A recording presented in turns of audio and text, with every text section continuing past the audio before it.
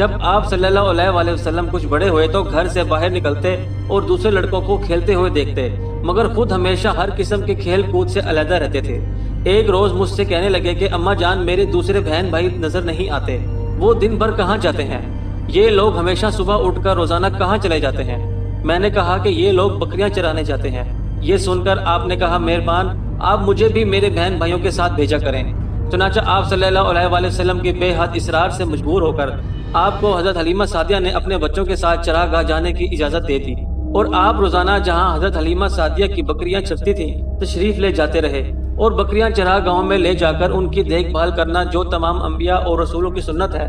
آپ نے اپنے عمل سے بچپن ہی میں اپنی خصلت نبوت اظہار فرما دیا۔ ایک دن آپ صلی اللہ علیہ وسلم چراگاہ میں تھے کہ ایک دم حضرت حلیمہ کا ایک فرزند زمرہ دوڑتے ہوئے ہانپتے ہوئے اپنے گھر پہنچا اور اپنی ماں سے کہنے لگا کہ اماں جان، بڑا غضب ہو گیا،